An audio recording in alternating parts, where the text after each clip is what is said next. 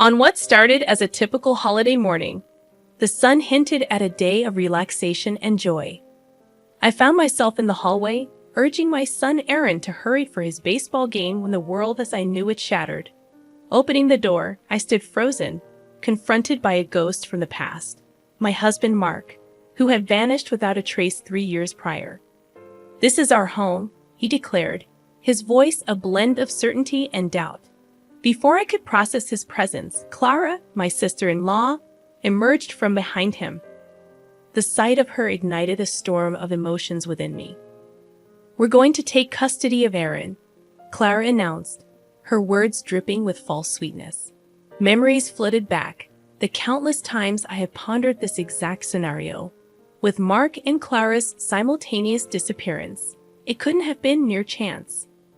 Lost in thought, I barely noticed Aaron's voice behind me. "Hey, Mom, who are you talking to?"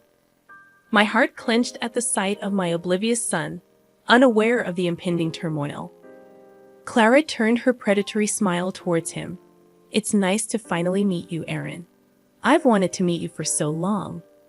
Her words churned my insides, masking her manipulative nature. Confused, Aaron glanced at me. "Dad, what are you doing here? And who is she?" He moved closer, sensing the tension. Mark and Clara stood speechless, caught off guard by his confrontation. Before they could regain composure, Aaron spoke again, his voice tinged with anger. "We're about to leave. Move." Mark and Clara noticed something behind me, their faces drained of color. A bitter laugh escaped me as I saw my daughter Elise cradled in Aaron's arms. Mark's shock was palpable as he stared between Elise and me. "Mark, Clara," I began, my voice steady despite the chaos in my heart. 3 years ago, you left without a word. I was left alone to pick up the pieces, to raise Aaron, and to face an unexpected pregnancy." I paused, letting my words sink in. Clara's eyes narrowed, but I continued, "I'm not the same person you abandoned. I fought hard to build a life for my children and me, and I won't let you waltz back in to destroy that." Their faces reflected shock, disbelief, and briefly, guilt. But it was too late for apologies. "Please leave," I said firmly. "You have no right to be here." Mark opened his mouth, likely to offer an excuse or plea, but I shut the door on them, on the past they represented. Turning back to my children, I saw Aaron looking at me with newfound respect, and Elise gurgling blissfully, unaware of the storm that had just passed. I took a deep breath, steadying my racing heart. This was only the beginning. The battle lines had been drawn, and I was prepared to fight for my family's future. The days following Mark and Clara's unwelcome visit were a whirlwind of emotions and memories, a tidal wave threatening to drown me. I found myself revisiting the dark days after Mark's disappearance, the sleepless nights filled with worry, and the countless hours spent questioning what I could have done differently. Aaron had struggled the most. Once a cheerful and outgoing boy, he became sullen and withdrawn, his bright eyes dimming. I remembered the dinners he pushed away, the school events he begged me to skip, and the cold, distant looks that replaced his warm smiles. It tore at my heart, but I couldn't find a way to reach him. As I brooded over these memories, Elisa's innocent laughter echoed through the house, a stark contrast to the storm raging within me. She was my unexpected blessing, a light in the darkness of Mark's betrayal. Her birth had been a turning point for me, a moment of profound strength and vulnerability. One evening, as I tucked Aaron into bed, he turned to me with serious eyes. "Mom, why did Dad leave us? Did we do something wrong?" His question hit me like a physical blow. "No, honey, you did nothing wrong. Sometimes, adults make choices that don't make sense, and it's not because of anything you did." "But why did he come back, and with Aunt Clara?" The confusion in his voice was heartbreaking. I sighed, searching for the right words. "I don't know why they came back, but I do know that we are a family. You, me, and Elise. We'll get through this together." He nodded slowly, his young face etched with worries no child should bear. "I trust you, Mom. I just wish things were like before." I kissed his forehead, whispering, "I know, my love. I wish that too." The next day, I was jolted out of my reverie by a call from my lawyer. Miss Thompson, we need to discuss your legal options. Mark and Clara's claim is baseless, but we should prepare a case. I listened intently, my mind racing. This was my opportunity to push back, to ensure that Mark and Clara couldn't harm us any longer. Let's do it, I said firmly. I want to protect my children, and I won't let them be used as pawns in whatever game Mark and Clara are playing. Mr. Thompson's voice was reassuring. You're making the right decision. I'll start preparing the documents. We'll show them that they can't just walk over you. As I hung up, a sense of determination settled over me. Mark and Clara had underestimated me, thinking I would crumble under their pressure. But they were wrong. I was stronger now, tempered by the trials I had faced. Watching Elise play, I knew I would do whatever it took to keep them safe. This was no longer just about revenge. It was about justice for my children and me. Mark and Clara had awakened a fierce protectiveness in me, and I was ready to fight back with everything I had. As the days turned into weeks, my resolve hardened like steel. I was prepared for the legal battle ahead, but nothing could have prepared me for the emotional warfare that ensued. Mark and Clara, like vultures circling their prey, began their campaign to wear me down. One afternoon, as I collected Aaron from school, I found them waiting, their presence casting a dark shadow on the sunny day.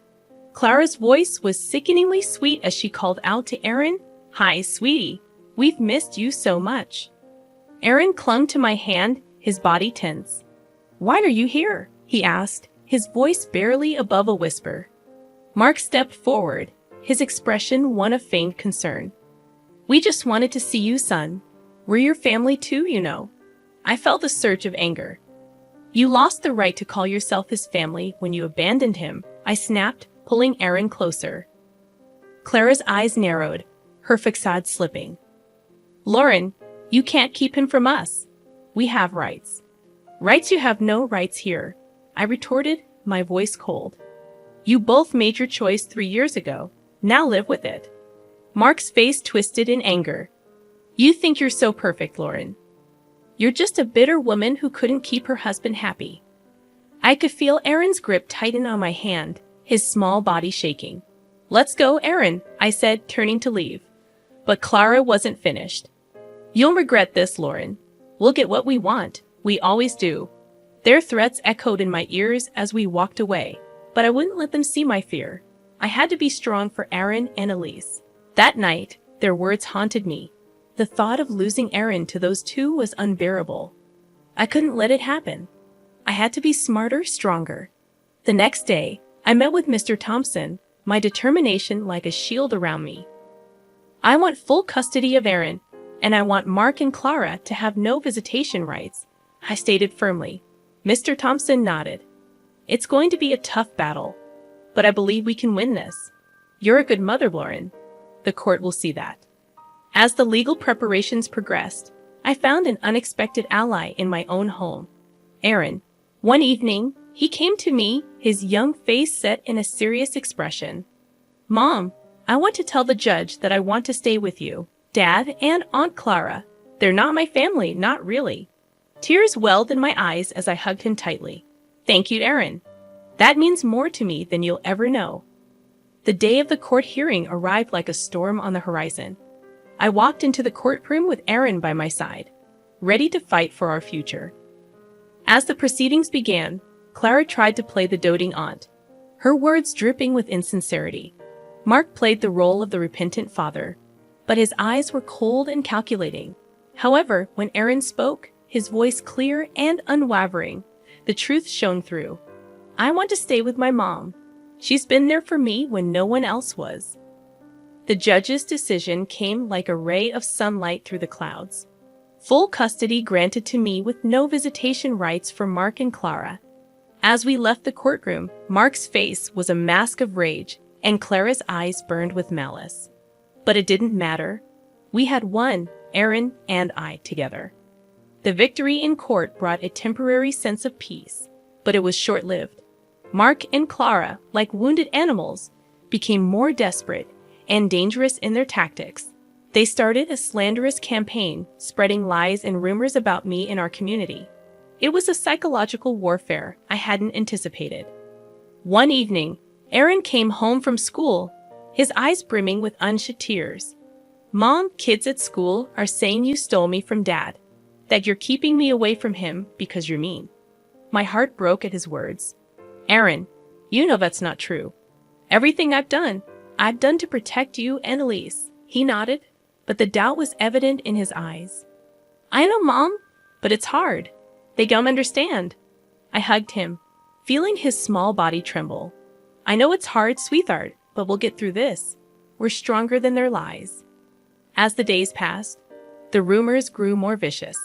Clara had always been cunning with her words, and now she used them like a weapon to turn my world upside down. I knew I had to fight back, but I was wary of stooping to their level. Then one day, Mark showed up at my workplace, a facade of remorse plastered on his face. "Lauren, can't we just talk about this for Aaron's sake?" His words were like poison, and I could see through his act. "There's nothing to talk about, Mark. You made your choice. Now live with it." He grabbed my arm, his grip tight. "You're ruining my life, Lauren, you and that kid." I pulled away, my voice steady. "No, Mark, you did that all by yourself." As I walked away, his parting words sent a chill down my spine. "This isn't over, Lauren." I refused to yield easily. The legal victory had granted me custody of Aaron, but it hadn't brought an end to the battle. Mark and Clara persisted relentlessly, and I could see the toll it was taking on Aaron.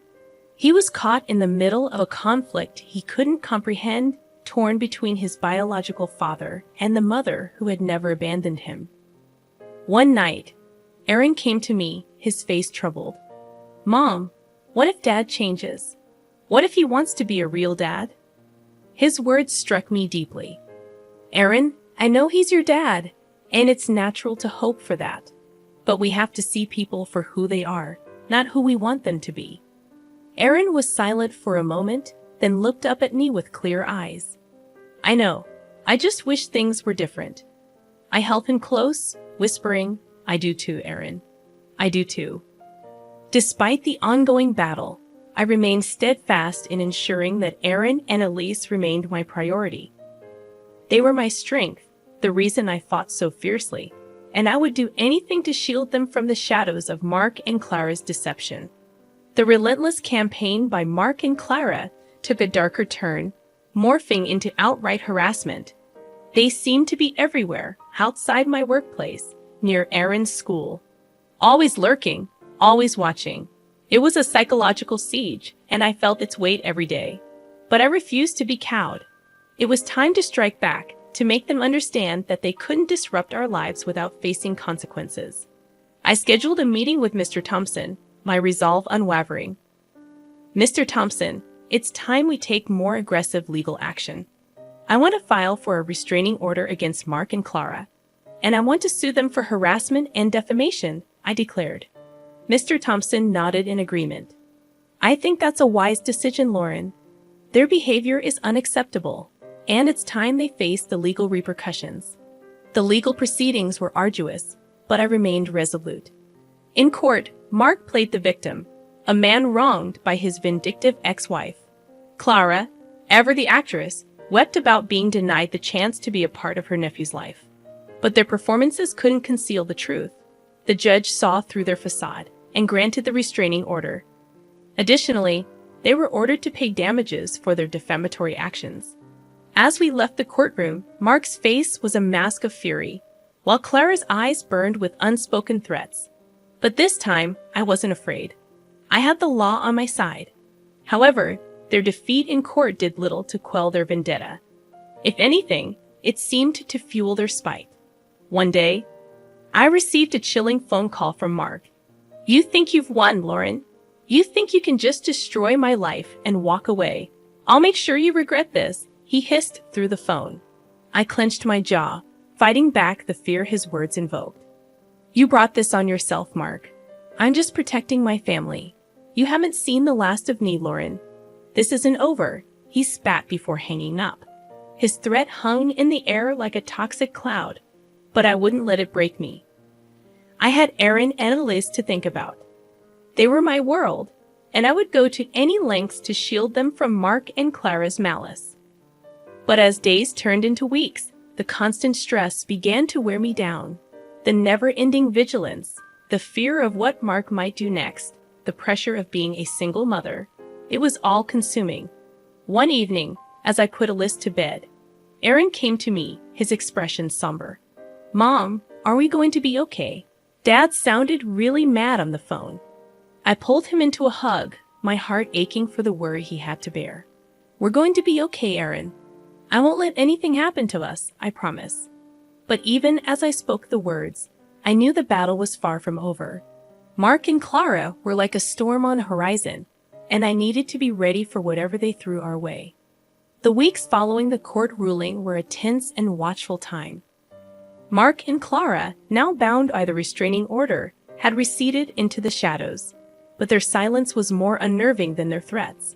I knew this lull was just the calm before another storm. Then it happened. Clara, in a move of sheer desperation, orchestrated a public scene. I was picking up groceries when she appeared out of nowhere, screaming accusations. "You're a monster, Lauren. You've torn our family apart." Her theatrics backfired. The store manager recognized the disturbance and called the police. As they escorted a hysterical Clara away, her image of the wronged aunt crumbled. This public meltdown was the final straw. The police charged Clara with violating the restraining order and public disturbance.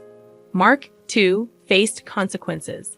His involvement in the harassment and defamation, now fully exposed, led to his arrest. As I watched them being taken away, a part of me felt a pang of pity. They had descended into their own hell, a pit they had dug with their lies and hatred. But this feeling was quickly overshadowed by a sense of justice. They were finally facing the consequences of their actions. In the aftermath, the community's perception shifted. The truth about Mark and Clara's deceit and manipulation became apparent. People who had once whispered behind my back now offered their apologies and support. Aaron, witnessing the downfall of his father and aunt, had mixed emotions. "Mom, is it wrong to feel happy about Dad and Aunt Clara getting arrested?" I took his hand, sensing his inner turmoil. "It's okay to feel relieved, Aaron. They hurt us a lot. It's okay to want justice for that." The battle that had consumed our lives for months finally seemed to be over. Mark and Clara, once towering figures of intimidation, were now diminished, their power to harm us stripped away. As I tucked Aaron and Elise into bed that night, a sense of peace settled over me. We had weathered the storm and emerged stronger. I knew there would be challenges ahead, but for the first time in a long while, I felt hopeful about the future. With Mark and Clara's legal retribution, a heavy burden lifted from our shoulders. The days seemed brighter, and our home was filled with laughter once again. Aaron's smile returned, and Elise's innocent giggles were a balm to our scarred hearts. The community's support was overwhelming. Apologies turned into offers of help, and slowly, the rumors and whispers faded away. We were rebuilding our lives, piece by piece. But the true testament to our newfound peace came on my birthday. Aaron, now more mature and thoughtful, had a surprise for me. He approached with a shy smile, a small gift in his hand. "Happy birthday, Mom. I made this at school for you," he said, handing me a beautifully crafted photo frame. It held a picture of the three of us smiling and happy. Tears welled up in my eyes as I hugged him. "Thank you, Aaron. This is the best gift I could ever ask for." Later that day, as we celebrated with a small party, our little family felt whole again. Friends and neighbors joined in, their presence a symbol of the life we had reclaimed. During the party, a new face appeared. Tom, a kind and understanding man I had met through my work. His support during our trials had been unwavering, and his presence now felt like a promise of new beginnings. "Happy birthday, Lauren. I hope this year brings you all the happiness you deserve," Tom said, his eyes warm and sincere. I smiled, feeling a spark of something new, something hopeful. "Thank you, Tom. It's already off to a great start." As the party wound down, Aaron came up to me, a serious look on his face. Mom, I've been thinking. Maybe it's okay to start new things, to be happy again.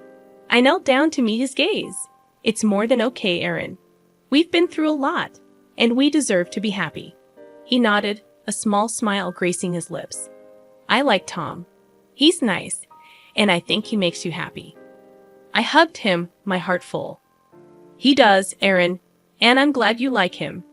That night, as I put Aaron and Elise to bed, I felt a sense of contentment I hadn't known in years. We had faced our demons and emerged victorious. Our future was ours to shape, and it looked bright and full of promise. Life had thrown us into turbulent waters, but we had learned to navigate the storm. Now, it was time to enjoy the calm, to embrace the new dawn that awaited us.